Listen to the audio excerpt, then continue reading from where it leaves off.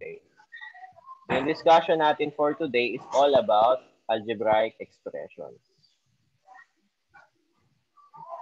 Algebraic expressions.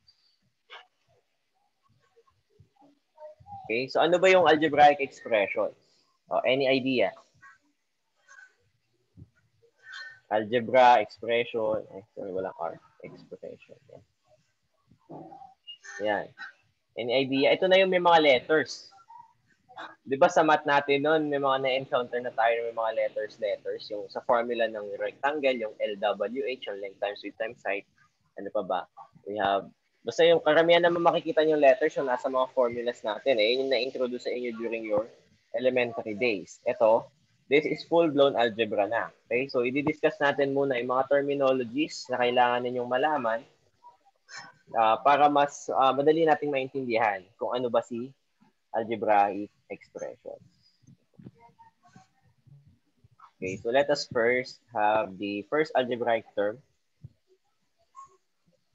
Okay. So, unang term natin na i-define is variable.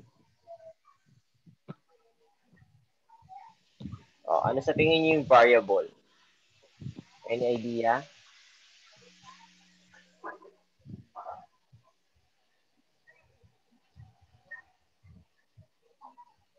Any idea kung ano yung variable? Okay. Yung notes, yung ano natin, tawag dito, yung module natin, naka-upload na sa Genyo natin. Kung gusto nyo sumabay, mag-advance sa discussion, pwede nyo na i-download yung PDF. Sige, open nyo na muna. I'll give you time. And is variable. Sabi na dyan, these are symbols. Ayan, sa mga naka-open na. Ayan, sabi nga ni Gian kanina, these are symbols. Okay? Symbols. Which are used to represent. So, symbols used to represent an unknown number. I-highlight natin yung word na unknown. Unknown. So, unknown pa yung nire-represent nating number. So, ibig sabihin, wala pa siyang value. Wala pa siyang definite. Hindi pa natin alam yung kanyang value. Hindi pa natin determined. So, basically, ayan, any letter in the English alphabet can be considered as a variable. So, we can consider A, B, C, D hanggang Z. That is the English alphabet. So, yung set ng letters of the alphabet can be used to represent a variable. So, ayan yung tinatawag natin na we let. Nagle-let tayo. We let, sabi na A, for example, B, kung ano man yung gusto nating number. Kung ano yung mga kailangan nating number. So, ayan na yung ginagamit natin sa math. Okay? So, hindi na to more on numbers na lang. Dagdagan na natin siya ng mga letters. Kung makikita nyo dyan sa module nyo, meron dyan mga ibang symbols. Hindi siya kasama sa letter ng alphabet. Like, for example, we have pi. We have alpha. Yan. Alpha yan. Yung A na maarte na may dalawang buntot sa taas at baba, that is called alpha. So we have also theta, yung nagre-represent for angle. We have sigma. Ayan. Ayan. Ito yung mga tinatawag natin dito. These are Greek symbols. So yan yung Greek symbols of the Greek alphabet. So some Greek symbols are considered to be constants. Like for example, pi. Di ba? Meron siyang constant value, which is yung 3.1415925, it's so on and so forth. Pero pwede din natin siyang gamitin to let a certain value be a variable. Okay? So pwede din natin siyang gamitin. Ginagamit natin yung mga Greek variables or mga Greek symbols kapag naubos na natin lahat ng letters sa alphabet. So for example, sa isang problem, nagamit mo mula A hanggang Z, meron ka 26 na variables. Tapos meron ka pang hinahanap na pang 27. Doon mo palang gagamitin yung Greek symbol. Okay? Maliwanag tayo doon. Pero in most cases, during your high school time, you will deal up to, I think, 5 variables lang. So, minsan A hanggang E. Or sabihin natin, minsan, ganito kasi yung mga set nila eh. May mga sets na A, B, C. Ayan, nagsisimula sa A. May mga set naman na nagsisimula sa T, U, V, tapos W. Then, we have sets naman na nagsisimula sa X, Y, Z. May mga makikita kayo sa ibang books nag-start sa P, tapos Q, tapos R, S. So, lahat nagagamit. Okay? So, may mga iba't iba kasing branches ng mathematics na gumagamit ng iba't ibang sets na ganyan. Pero, as long as you understand na those letters represent an unknown value, hindi ka mahihirapan. Okay? Maliwanag tayo kay variable, naintindihan? Okay? So, next we have ito algebraic expression.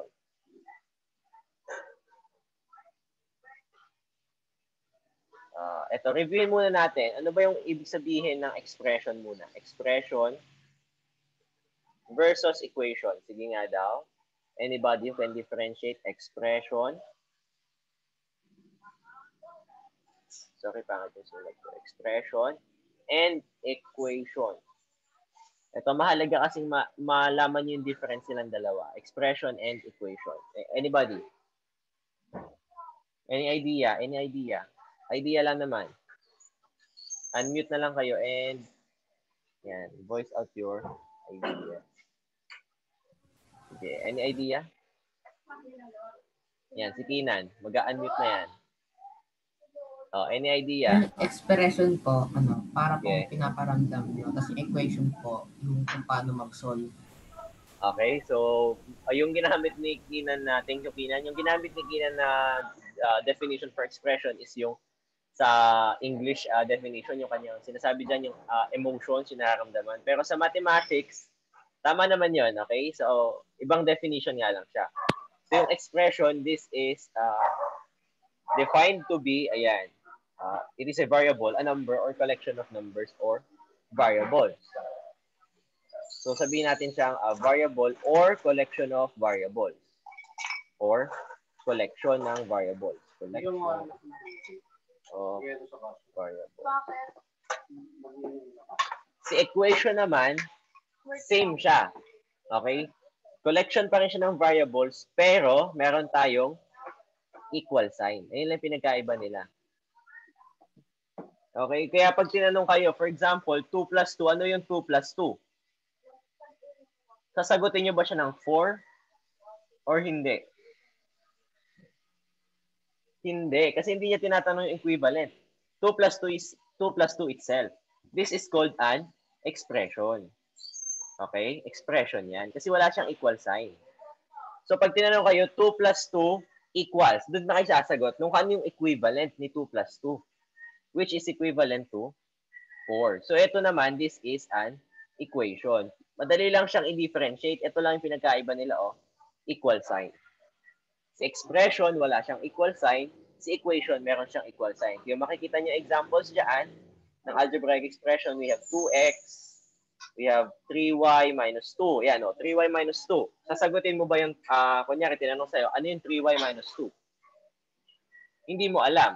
Diba? Wala siyang equal sign, so expression siya. It stands for itself. So, next, we have 6 plus a. We have square root of 2b. So, the following are algebraic expressions. Ibig sabihin, expression siya na may laman na variables. Okay, so ito, nakikita niyo naman, we have x. This is called a variable. We have y. This is a variable. We have a. We have b. Those are variables, as we have discussed nga a while ago. Okay, so yan yung variable and algebraic expression. Si variable, siya yung bumubuo sa algebraic expression, and these are symbols used to represent an unknown value, while algebraic expression is a collection of variables. So, pinagsama-sama natin yung mga variables using, syempre, yung mga fundamental operations and so on and so forth. Okay? Maliwanag tayo sa dalawang definition na yan. So, may tatanong. So, finite combination siya. Actually, I think infinite yung combination niya. Or siguro hindi pa lang nalalaman yung dami actually ng combination. Pero siguro finite siya. Finite kasi pwede natin siya ma-compute. Pero infinite kasi yung number, so infinite din yung combination. Okay. So, i-clear ko na yan. Pag gusto niyo namang i-screenshot, you can do so anytime. So, clear ko na. Next, we define. So yung mga terms natin, sinusulat ko in red ink ha, para naka-highlight na kaagad. Next, we have types of coefficients. We have two. We have numerical coefficients. Ito, pagsabay na natin sa i-discuss, numerical coefficients. And we have literal coefficients.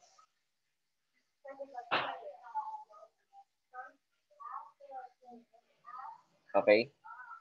So, ito lang pinagkaiba nila. At itingnan nyo lang kung ano yung sinasabi. Numerical, ibig sabihin, we're dealing with numbers. Diba? Numerals. For literal, ano ba yung may... actually, ang kinonect ko dito is yung English. Diba? So, sa English, we have literary, di ba? So, literal, English. So, gumagamit tayo ng letters. O kaya kung gusto nyo, yan, literal letter. O, di ba? So, letters. Ayun lang pinagkaiba nila. Numerical coefficients, those are numerical factors of a certain term. Si literal coefficient naman, siya yung letter or letter factors ng particular term. So, for example, I have here a term na 2x.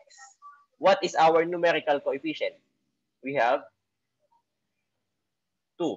Yung ating literal coefficient will be X.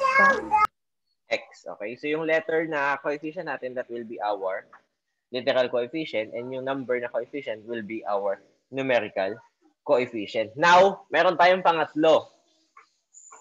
Let's say, for example, I have the number 7. Oh. Ang tanong ko sa inyo, does number 7 have a numerical coefficient and a literal coefficient or wala? Meron o wala? Meron ba siyang coefficient o wala? Numerical po. Numerical. Ang tawag dito sa number 7 is a constant. Okay? So, constant si number 7. Gawin natin blue para maganda. Yan. Constant si number 7. Bakit? Kapag nag-substitute ka ng value kay 7, ano mang lalabas? 7 pa rin. So, ibig sabihin, constant yung value niya kahit sinong i-substitute mo sa kanya. So, hindi siya nag-vary. Ibig sabihin, hindi siya variable. So, yung constant, these are not variables. Okay? Tapos, ayan, these are terms without any variable. So, wala siyang letters na katabi. So, yun lang si constant. Ayun yung ibig sabihin niya. Ibig sabihin ng constant, two types yun, constant and variable. Si constant, hindi siya nagbabago. Si variable, nagbabago kasi unknown yung kanyang value. Okay tayo doon? Naiintindihan ba yon? Next, isingit na rin natin si exponent. Oh, ito, familiar na kayo dito. Ano sa exponent? This indicates, sabi dyan sa definition nyo, this indicates how many times a number will be multiplied to itself. So, for example, I have 2 raised to 2. Ano yung exponent dyan? Ay, sorry, para hindi kayo malito. 2 raised to 3. Ayan. Ano yung exponent dyan? Is it 2 or 3? 3. Very good. Siya yung naka-raise. Ayan tinatawag natin na raised to. Diba? Ayan yung raised to. Or power of, di ba? Yung power of 2, mga ganyan-ganyan ng elementary natin. Actually, hindi natin ginagamit yan sa high school. Sinasabi na lang natin raised to 2, raised to 3, cube, squared, gano'n. So, for example, 2 raised to 3, simplify natin yan. Ang lalabas sa sagot? That will be, ayun na, nagkamali na po. Magiging 8. Now, paano siya naging 8? Paano siya maging 8? Explain natin. Sabi ng definition ng exponent, it indicates how many times a number is multiplied to itself. So, ibig sabihin, 3 beses daw nating i-multiply si 2 sa kanyang sarili. So, meron kang 2 times 2. Ilang beses na tayo multiply yung 2? We have twice. So, kulang pa ng isa. So, ngayon, lalabas natin sagot dyan is 2 times 2 is 4. Times 2 ulit, we have 8. So, yung 2 raised to 3 is equivalent to 8. Let's say, for example, I have 5 raised to 4. That is 5 multiplied to itself 4 times. So, meron kang 5 times 5 times 5 times 5. Anong equivalent value? We have 5 times 5 is 25 times 5 is 125 times 5 ulit, that is 625. Okay? So, discuss natin kung ano yung term.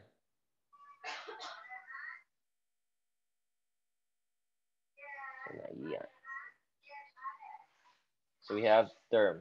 So, let's say, for example, I have here an algebraic expression na sabihin natin yan, 3x plus 2y minus 6. Bibilangin natin ilan yung terms. Ngayon, paano natin malalaman yung terms? Yung terms, siya yung dinidivide siya ng mga, or pinaghihiwalay siya ng mga fundamental operations. So this 3x is one term, yung 2y is another term, and yung 6 is another term. So, ilan total na terms yan? We have 3 terms. Namely, we have 3x, 2y, and negative 6. Sama pa na yung negative. So, negative 6. Okay, so those are terms. Ayun yung part. So, part siya ng algebraic expression. Okay, so yun siya. Let's say, for example, try nyo naman. How many terms is in this algebraic expression? We have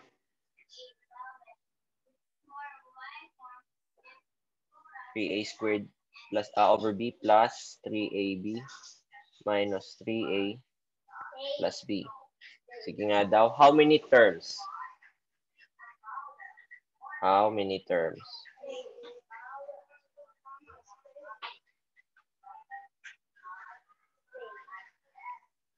Sige, ayan, may nagsasagot na 4. Bakit kaya 4? Patanong ba yung form 4? O 4 na statement. So 4, sabi ng mga klase niyo 4. Let us count. Sabi dito, ang term ay pinaghihiwalay ng mga fundamental operations. We have, actually that is applies for addition and subtraction only. Okay, so this one is considered to be one term. So one term yan. Kino-consider natin kasi yung denominator to be a coefficient. So nagmultiply lang kasi tayo doon ng fraction. This one is another term. So yung negative 3a, sasama natin negative to be one term. And this one. So we have total 4 terms.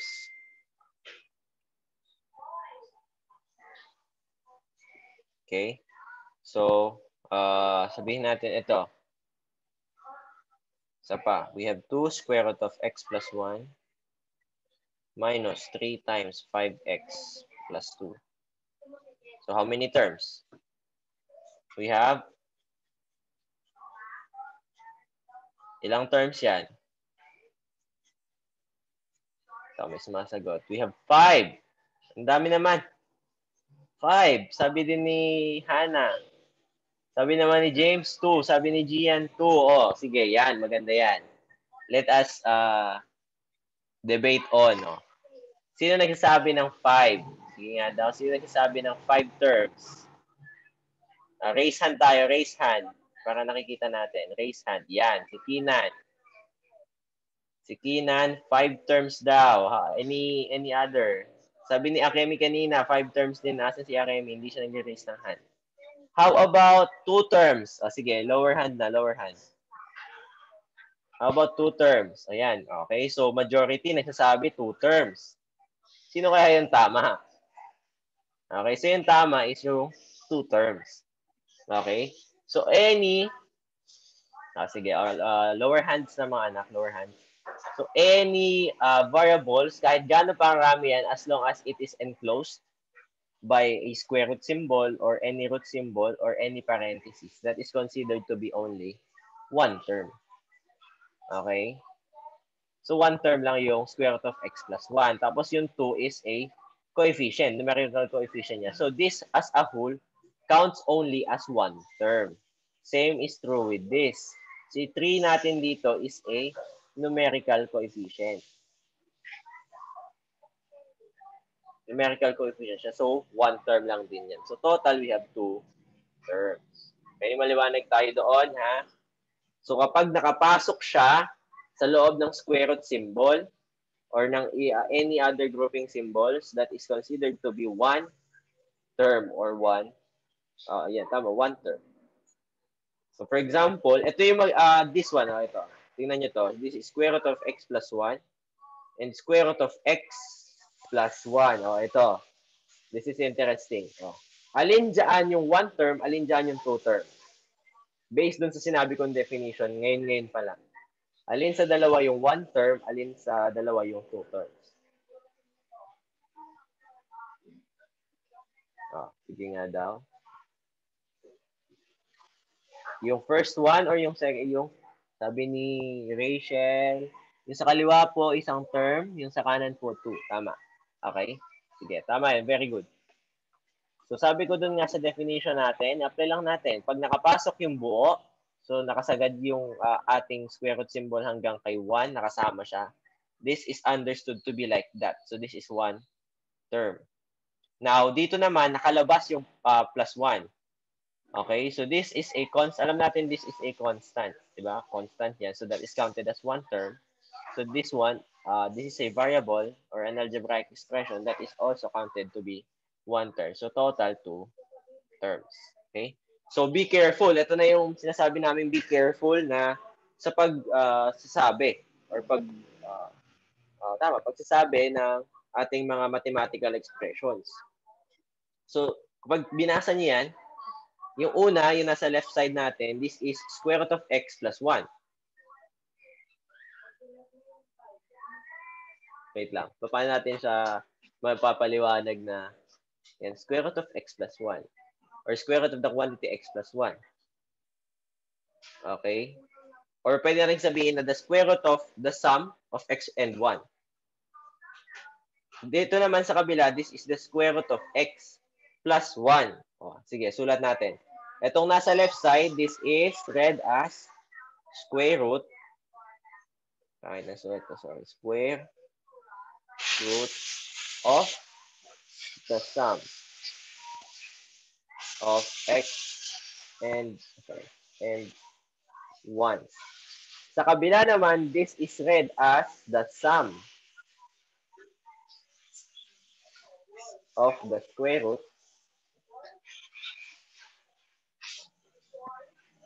of x and 1.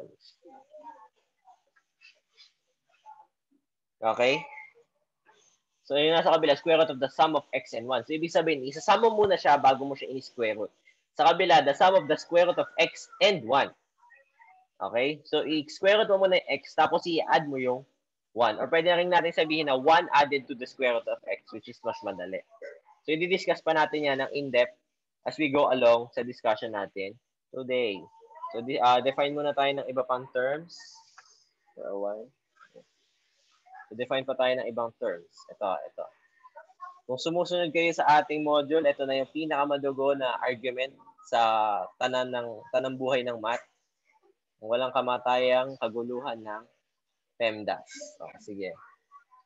Ano yung ibig sabihin ng PEMDAS? Sige nga daw. May nakakaalala pa ba? Ano ang ibig sabihin ng PEMDAS? Anybody? Without looking sa module niya, without looking. Sige. Si Audrey, nag-raise ng hand. Parenthesis, exponent, multiplication, division, addition, subtraction. Okay, very good. Very good na. Thank you. Si Rachel, nabigay parenthesis lang. Yung P lang yung binigay niya. Diba? Galing. Okay, so yung tama si Audrey. This is a mnemonic na ang ibig sabihin ay parenthesis, exponent,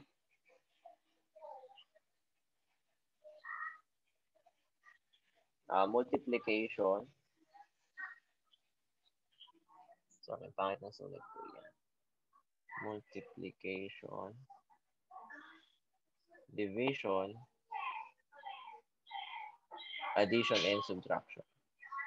Okay, so nung elementary kayo, I don't think kung nalinaw na ba sa inyo yung process ng PEMDAS? Kasi nung elementary kami, ang discussion dito ng aming mga teachers by that time, is isa-isa yan, hiwa-hiwalay. Pero to be honest, that is divided into 3 clusters. Naka-divide siya into PE, MD, and AS. Tapos, itong mga yan, pwede magkapalit as you go along from left to right. Left to right. Okay? Na-discuss ba sa inyo yung ganyan? Yung divided into 3 clusters siya? Hindi. Okay. Ito. Para sa mga hindi pa nakakaalam ng clusters ng PEMDAS, so, chat. Oh, alam daw. Sige, very good yung nakakaalam. Okay, let's have this example. Kuha tayo nasa sa module natin. We have 8. 8 plus 16 divided by 2 raised to 3 times 3 minus 6. Okay. So yung PEMDAS, nag-a-apply siya by using the 3 clusters. So unahin mo muna, ito muna, syempre, mauna muna yung first cluster, then yung second cluster, then yung third cluster. Okay, so una natin, identify muna natin if we have P and E. So yung P natin, not necessarily parenthesis lang ang natin dito, i-dissolve. We have parenthesis, ayan, parenthesis, we have braces, and we have brackets. Okay? So lahat ng grouping symbols, yung parenthesis dyan, it represents all the grouping symbols. So lahat ng nasa grouping symbols, siyang uunahin. Ayun yung sinasabi dyan. Lahat din ng may exponent, siyang uunahin. So tingnan natin to example natin dito sa baba. Gawin natin blue yung solution. Okay, so alin dyan yung may exponent or may grouping symbols? We have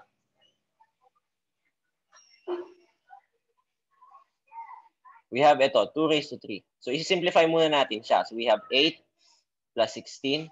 Divide by, ano yung equivalent ni 2 raised to 3? We have, na-discuss ko kanina, we have 8 times 3 minus 6. Next, na-dissolve na ba natin lahat ng nasa PE? Ng parentheses and exponents. May nakikita pa ba tayong parentheses or any grouping symbols or any exponents?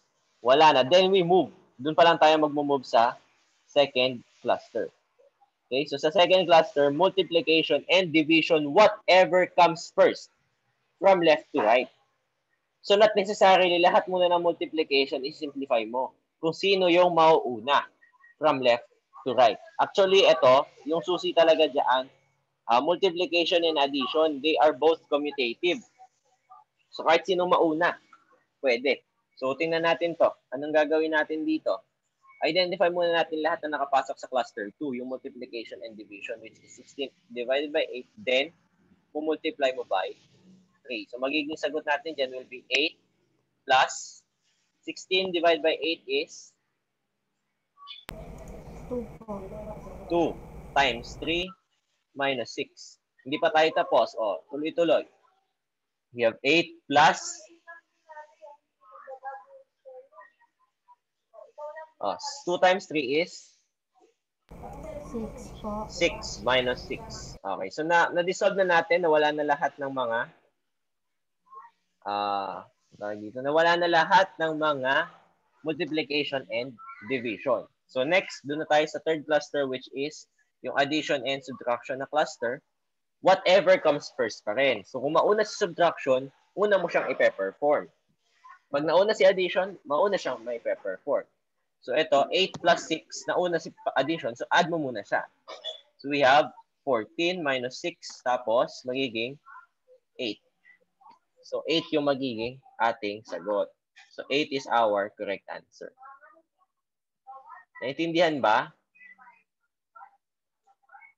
Napaka-active ni Rachel ngayon, ha, in fairness. Galing. Napaka-active sa recitation. Very good yan. Okay, let's try another example. Yung iba naman mag-participate din. Hindi po si Rachel. Napaka-active ni Rachel. Negative 2 squared plus 3 multiplied to 14 divided by 5 minus 12. minus 2 squared. O, ito, medyo mahaba-haba, marami-rami. Una, first cluster, lahat ng exponents and grouping symbols. So, whatever comes first from left to right. So, ito muna na una. Simplify natin. Negative 2 quantity squared will be negative 2 squared. Pwede natin i-calculate. Hala. Pag pinasok nyo sa calculate na, kasama yung grouping symbols. Kasi pag in-enter nyo sa calculate, tapos yung squared nakadikit lang sa 2, lalabas talaga dyan negative 4. Pero ang tamang sagot will be positive 4. Kasi nakapasok sa grouping symbol yung negative. Okay? Liwanag tayo doon, ha? Then, we have, ito, anong gagawin natin dito? Grouping symbol muna ay nasa loob. Ipe-perform mo muna kung ano yung nasa loob ng grouping symbol. We have 3,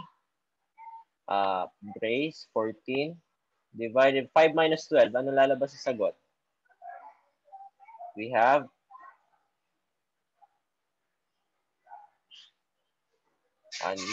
quantity negative 7. Tama?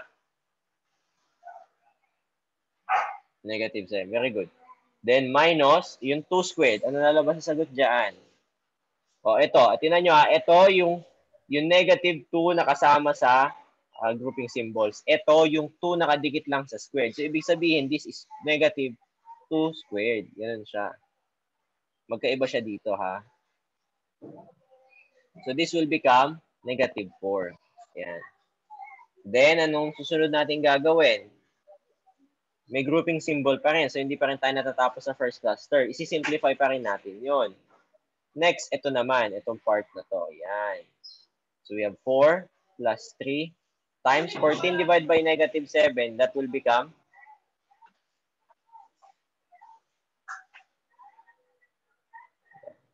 negative 2. Very good. Negative 2. Tapos, copyin lang natin yung ibang mga ina-add or sinusubtract. Then, hindi pa rin tayo tapos. Meron pa rin tayong grouping symbol. Isi-simplify natin. We have 4 plus 3 times negative 2 will be negative 6 minus 4. So, pwede na nating i-diretso yan or pwede pa rin nating i-dissolve. Sige, yung parenthesis. So, ito magiging 4 minus 6 minus 4. Ano lalabas natin sagot? 4 minus 6 is negative 2 minus 4. Negative 2 minus 4 is, sige nga daw, negative 6. Very good. So, negative 6 yung ating kasagutan.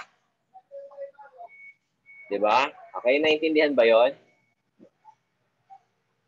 Naintindihan? Nagets yun? Nagets? Thumbs up ko naintindihan. Okay, very good. So, okay, etong part na to, this is called evaluating. So, pangit na yung sulat. Evaluating algebraic expressions.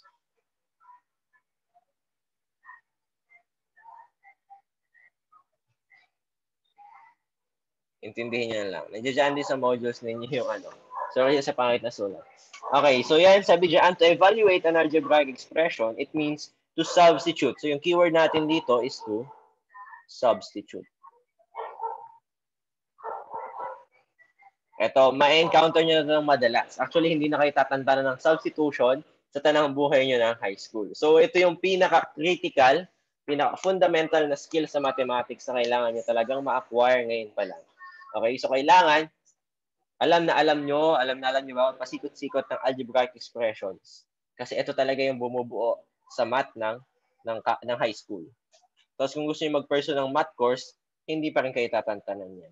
So pag na-acquire nyo na yung math skill na yan, it will be good for a lifetime.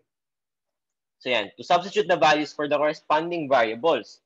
So keyword natin substitute, pero may kasama siyang keyword, corresponding.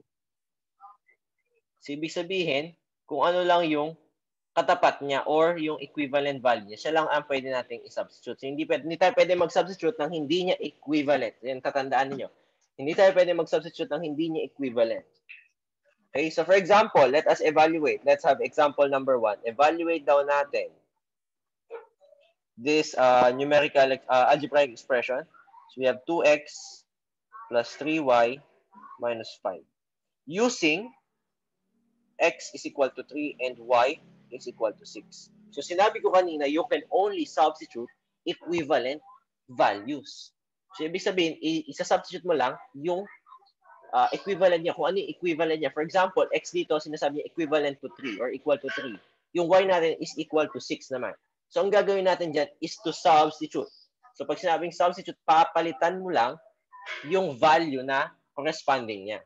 So hanapin mo lang dito, ganito lang yung susi dyan. Hahanapin mo yung variable na x. Identify mo muna kung saan siya mapupunta. So dito, tingnan natin, gamitin ko yung orange na pen. Ito yung x, tama? So yung x na yan, papalitan natin kung ano yung equivalent value niya, kung ano equal value niya. Ano ba equal value niya? That is, ito, titingnan nyo. Ito naman, kung ano yung equal sa kanya. X equal 3. So papalitan natin lahat ng x ng 3. So magiging 2 times 3. Okay, so pinalitan lang natin yung x. Kapag wala tayong operation na nakikita between numerical and literal coefficient, automatic yan, that is multiplication. Ha? So next, plus 3. Oh, meron ding sinabi dito na condition, y is equal to 6. So lahat ng y papalitan natin ng 6. So multiplied by 6 minus 5. Equivalent, ano yung equal value niyan? So simplify na natin. 2 times 3, that is 6. Plus 3 times 6, which is 18. 6 plus 18, that is 24. Minus 5, that is 19. Thank you, Kai. Sino nagsagot ng mabilis? We have si James, saka si Kinan. Yan, 19 ang sagot. Naintindihan ba? Sige nga daw, tingnan ko muna yung mga reaction ninyo. Naintindihan ba? Naintindihan? Thumbs up sa naintindihan kung paano yung substitution. Okay? Okay, marami-rami. Sige, bigay tayo ng isa pa example. Try nyo naman on your own, ha? Labas yung mga notebooks, calculators, or ballpen. Nakakahingal pala magsalita. Okay, isip tayo ng ito. Let us say, evaluate x squared minus 3xy plus 2y squared. If x is equal to 2 and y is equal to 6. Y is equal to 6. Sige, ano yung lalabas nating value kapag sinubstitute natin or in-evaluate natin itong expression na to? Sige nga daw. Alam mo, nakapagsagot na agad? Wala pa. Sige, I will give you 2 minutes. Okay. Sige, stop writing na. Ang gagawin natin is to substitute. Substitute natin lahat ng values muna ni x. So we have ito x squared, that is 2 squared. Minus 3 times, may x tayo doon, so substitute din tayo ng x doon. Gawa na muna natin siya, plus 2. Then, naubos na natin lahat ng x, substitute naman natin ng y. So may y dito, so times 6. Dito naman, 6 squared. Ano equivalent value niyan? This will become 4. Minus 3 times 2 is 6. Times 6, negative 36. Plus 6 squared is 36 times 2. That is 72. So, ang sagot natin will be, wala atang tumama sa inyo. 72 minus 36. 36 plus 4. 40. 40 yung sagot. 40 po ba? Si JM. 40. Oh, tama daw si Benedict. Paano nyo nakuha yung 112? Sige nga, paano nyo nakuha yung 112? Tsaka yung 158. At least interesting nga. Sir, pwede po ako. Sige nga daw, Kinan. Tingnan natin. Naguluhan din ako. Yung 2 tapos 6 tsaka yung power of 2. Ginawa ko po, 2 times 6 tapos po power of 2 po. Iyon. Mali yun na. Okay, mali yun. Kasi yung siguro dun kayo nagkamali, So yung 2 times y squared, for example, sulat natin, alinawin natin. Very good yun. Para malinaw din natin. Yung 2y squared, ang naka-squared lang dito yung y. Okay? So yung naka-squared lang yung y. So pag substitute nyo, for example, yung 6 yung value ng y, yung 6 lang yung i-squared nyo. Hindi siya i-multiply sa 2. Okay? So kapag ganito naman itsura niya, 2y quantity squared, doon siya, ito 2 times 6, then squared mo siya ng buo. Okay, maliwanag tayo doon. So, doon siguro kayo nalito. Okay? Oh, sabi ni Denise.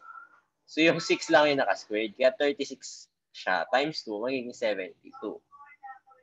Okay? Naintindihan na yon. Sige. Na-realize na yung inyong mga mali. Isa pa daw tayo. Sige, para makabawi. Isa pa. Let us try. X squared, 2x squared minus 4y. Sige, gawin naman natin, bigyan ko ng fraction. X is equal to 1/2. Tsaka y is equal to 2. Yan. Yan, mabilis lang yan. Binomial lang yan. Dalawang terms lang yan. 2 terms. Kikita na ba? Ito yung sagot. Negative 15/2. So, dalawa lang yung tumama. Last na. Mali pa rin. Negative yung sagot natin. Paano naging negative? Tingnan niyo yung solution ko. Sige, sulat ko ulit. Sige, ito na. Tingin na sa whiteboard. So, we have, substitute muna natin yung x. Okay, so we have 2 times 1/2 squared. Kasi yung x natin is naka-squared. So, yung 1/2 natin will be squared. Then, negative 4 times 2. Then, ano magiging lalabas na dyan? 1/2 squared. Ano equivalent? Baka dyan kayo nagkamali. Anong squared ng 1/2? Yun nga.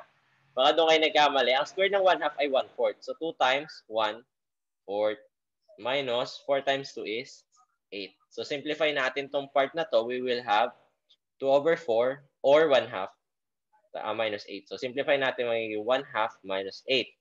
So, ang gagawin natin dyan, pwede tayo mag-mix. Pero di ba sabi ko last time, as much as possible, we will have improper fraction, di ba? Para hindi tayo nahihirapan na sa pagsusulat sa genyo natin. So, ito magiging 1/2 minus 16/2. So, magiging negative 15/2. Tama din naman yung negative 7 and 1/2. Pero, mahirapan kasi tayong ilagay ito sa exam natin, sa genyo, sa correct answer. Yan. Pinag-iisipan ko kasi kung i-consider ko yung decimal kasi pagdating sa algebraic expressions, madalang tayong gumagamit ng calculator. So, as much as possible, improper fraction. Sige, ganito na lang. Usapan natin sa exam, improper fraction yung sagot. Okay tayo doon. Thumbs up kung naintindihan si sir. Thumbs up kung na-realize yung mga mali nyo sa pag-solve nyo dito sa problem na to. Thumbs up. Okay, na-realize na yung mali, ha? Yung squared ng 1/2 ay 1/4. Maliwanag, 1/2 times 1/2, 1/4. Pag nag-aalangan kayo, imano-mano nyo siya. Isa pa daw. Sige, nag-request si Gian. Bigyan ko pa kayo ng isa pa. Sige, let's have 3x. Sabihin natin. Kaya nyo ba mag-cube? Kaya nyo na mag-cube. Balik mo naman. Minus 2x squared y plus 3xy squared minus 7y cubed. Ayan. X is equal to 1. Y is equal to negative 2. Yan. Sige nga daw. Sige, bigyan kayo ng 5 minutes para matagal-tagal yan. Substitute value. So, we have 3 times 1 cubed minus 2 times, yung x natin is 1 squared times y natin is negative 2 plus 3 natin times x1, yan. Y natin is negative 2 squared minus 7 times negative 2 cubed. Cube yan. Cube. Yan.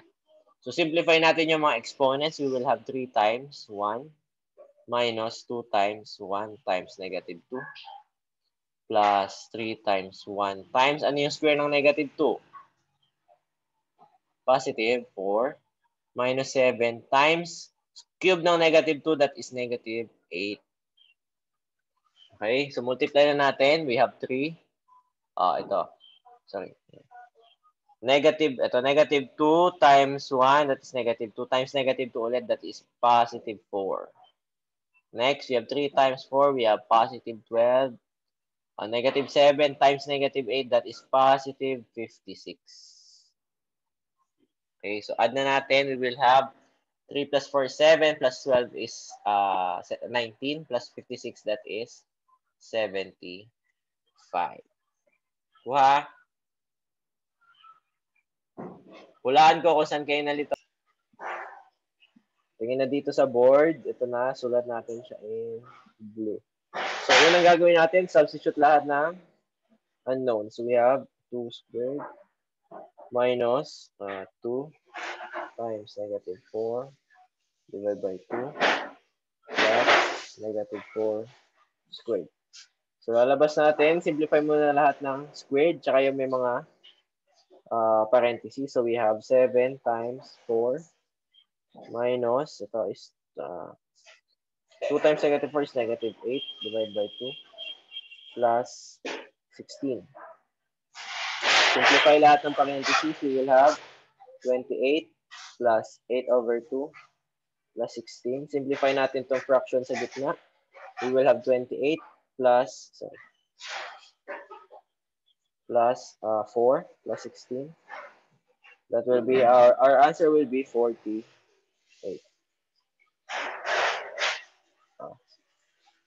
Kuha. 48 yung sagot. Doon po sa page nyo, sir. Hindi po ba ita times yung nakuha sagot? Yes. English.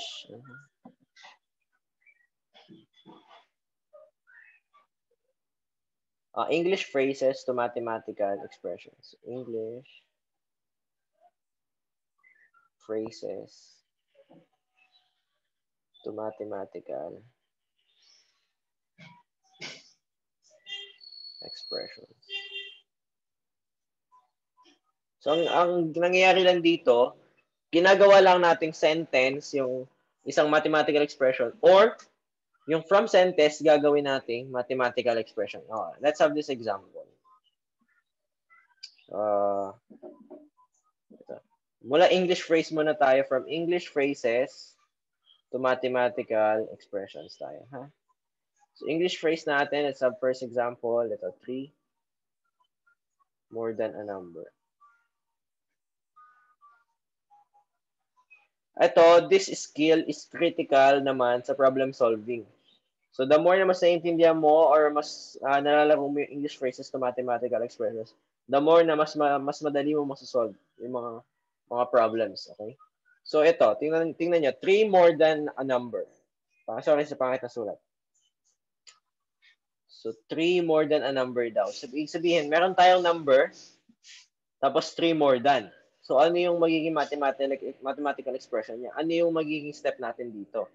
Mag-assign tayo, first step is to assign a variable to that certain number. So, let's have this for example. Anong gusto niyo letter? Sige, gawin na lang natin n.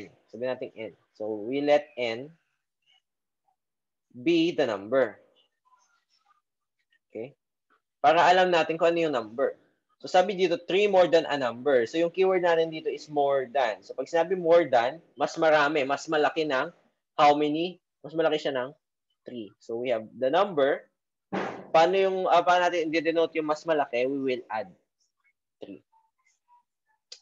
So, ito na yung 3 more than a number. Okay? Pwede din na 3 plus x. Kasi, tatandaan nyo, addition and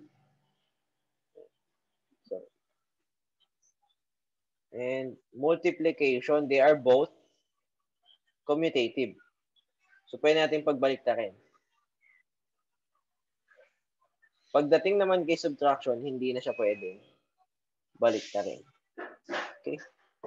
So, yan, yung 3 more than a number. Next, let's have, for example, number 2. Square of a number. Okay, so sabihin natin, gagamitin pa rin natin tong letter na to. Let n be the number pa rin. Yung square ng number na yun is denoted as n squared. So this is read as square of a number or square of letter n or n squared. Next, example. Ito, half of the cube of a number.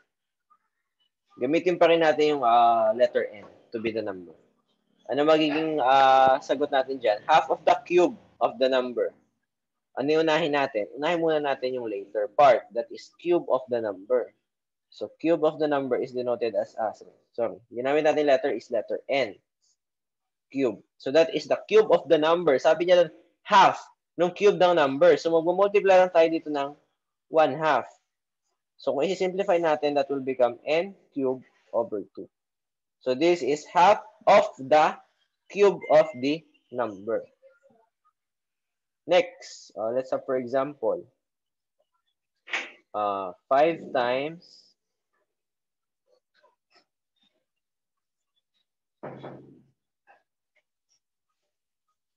5 times the number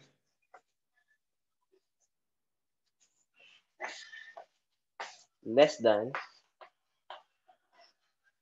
or less 5. So, less 5. Ano magiging lalabas natin sagot dyan? 5 times the number. Unahin natin yung may kasamang number palagi. So, 5 times the number, that is 5x. Ay, sorry, 5n. Yan pala. N kasi yung ginamit nating letter.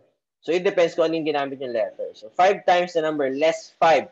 So, ibig sabihin ng less, ibabawas mo, di ba? Babawasan mo siya ng 5. So, 5n minus 5. Kapag naman sinabi 5 times the number less than 5. Or 5 less than. So, ulitin ko. 5 less than 5 times the number. Pag sinabi naman ganito, pag ganito yung sinabi, sabihin natin 5 times, 5 less than. So, 5 less. 5 less 5. 4 less than 5. 5 less than 5 times the number. So, ano magiging sagot natin dyan? 5 less than 5 times the number. So, we'll have 5 less than 5 times the number. So, tingnan nyo yung pinagkaiba niya. 5 times the number less 5, binawasan natin yung 5 beses ng isang numero ng 5. So, magiging 5n minus 5 siya. Yung nasa second naman, 5 less than 5 times the number, yung 5 yung binawasan natin ng 5 times ng number. So, be careful with those, okay? So, example tayo. Sige. 3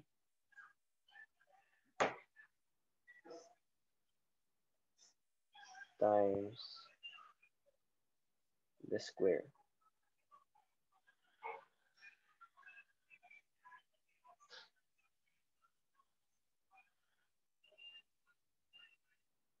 Okay. So, yan. Ano magiging sagot natin dyan? Let's say, for example, gamitin natin let x be a number.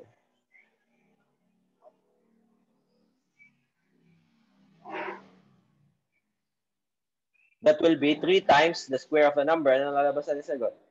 3 times ang square ng number. So, yung square ng number tapos times 3. So, 3 times. Let's say, for example, isa pa. 4 less than the square root of a number.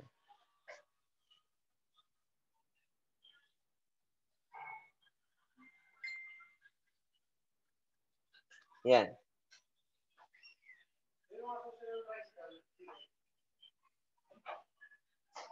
4 less than the square root of a number. So, unahin lagi natin may kasamang number. So, square root ng number, 4 less than. So, ibig sabihin, mauuna yung 4. So, 4 less than the square root of a number. Naintindihan ba yun? Naintindihan?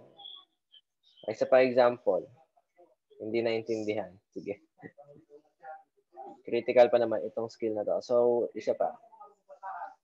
Thrice the cube.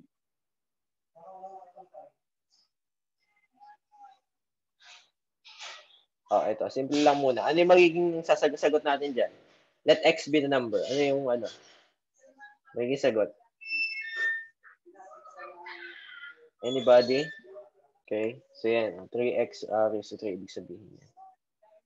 Tama naman yung concept, pero hindi small 3 yung tinatawag natin doon, ha?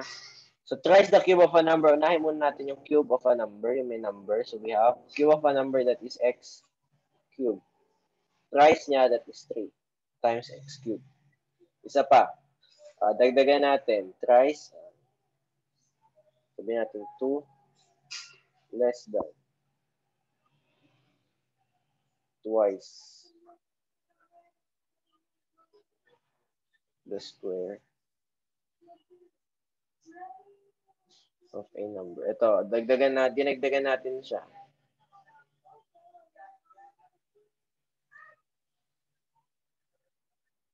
Okay. So, 2 less than twice the square of a number. Ano yung gagawin natin mauuna?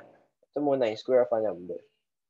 So, square of a number, twice daw niya, sunod-sunod yan. Twice. 2 less than. Saan natin ilalagay yung 2? Dito ba o dito? Left or right?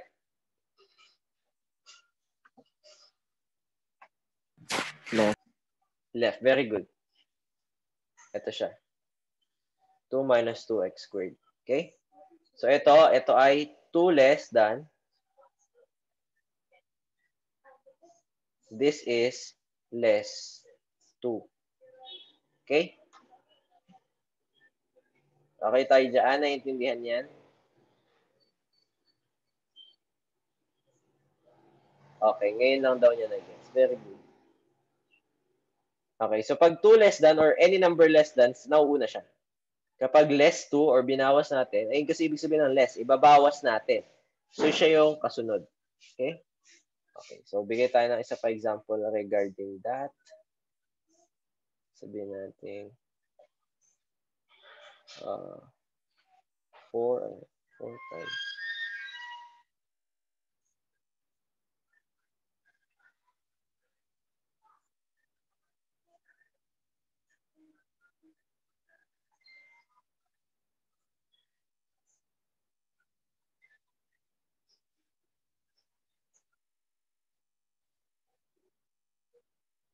Okay, ito.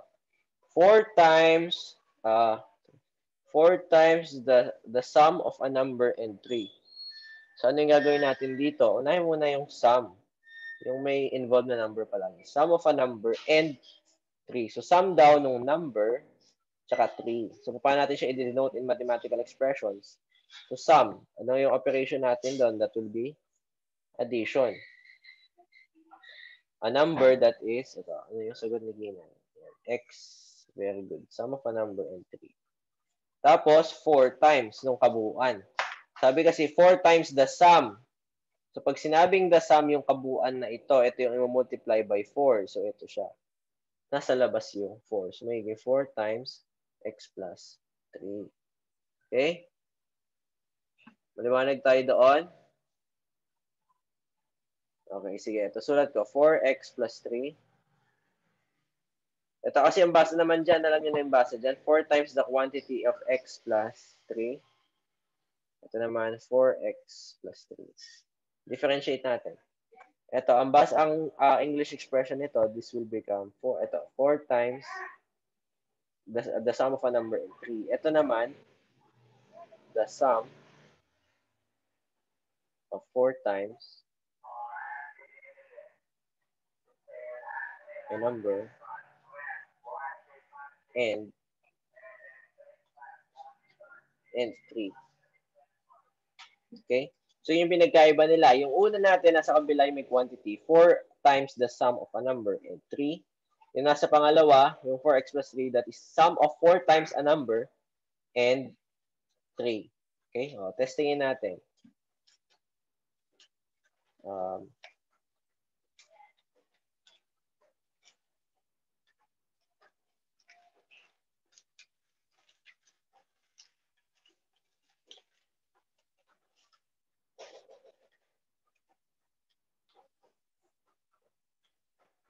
Okay.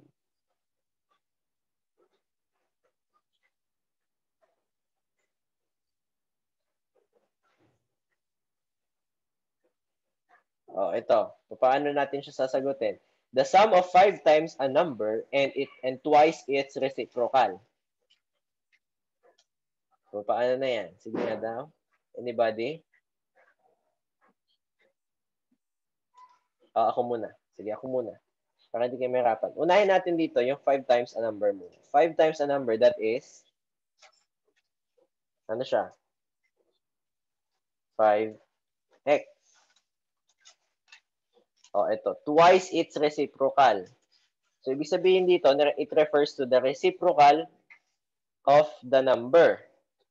Ayan, 5 times a number and twice its reciprocal. So, yung reciprocal niya is, makabaliktaran. So, magiging 1 over x. So, sabi dito, the sum, kaya ang operation natin will be addition. So, that is 5x plus 1 over x. Magkano babayaran mo sa ko? Paano yun? Ito medyo mas free na to. Di ba? Kung paano siya ma-interpret, as long as tama yung pagkaka-interpret nyo, I will mark that correct. So, for example, I have here 6x plus 2. Ang English expression niyan, paano? Pwedeng the sum of 6 times a number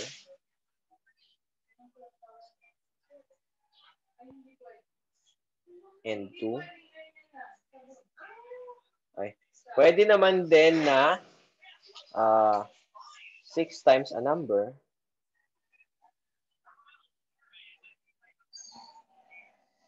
increased by 2. So, ito. May mga may mga keywords kasi tayo. Sa addition, we can say increase, greater, add. Pwede din sabihin natin diretso na plus. Sa subtract naman, dito kasi hindi siya commutative. Depende. So, yung kanina, pwedeng 2 less, pwedeng less 2. Pinagkaiba niya, ito is 2 minus, tapos x. This is x minus 2. Pwede naman decrease. Yung decrease, for example, decreased by 2. X minus 2 yun. Nabawasan siya ng 2. Pwede naman din na subtract. Pag sinabing subtracted from, so sabihin natin, 2 subtracted from x. Ano lalabas yan? Magiging x minus 2 yan. Pag sinabi naman natin x subtracted from 2, magiging 2 minus x siya. So yung from, ayun yung nauuna. Yung kasunod ng from, ayun yung nauuna. Tapos yung nauuna dun sa, yung binanggit na sa umpisa, ayun yung ima-minus natin. Pwede din namang minus. Diretsong sabihin natin na minus. Sa multiply, pwede na sabihin product of.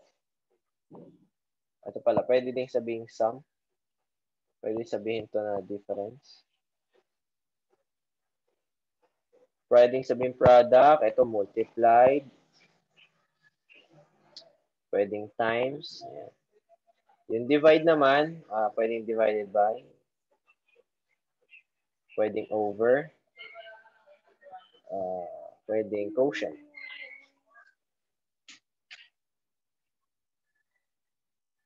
So, yan. Yan yung mga keywords na pwede natin gamitin. Okay? Yan. So, for example, ito. Sabihin natin 3x minus y. 3x minus 1. How do we convert that to an English phrase? Sige nga daw. Ito, sabihin nyo na lang. Unmute kayo, tapos sabihin nyo. Okay? Ayan, naintindihan na ba siya? Naintindihan? Any other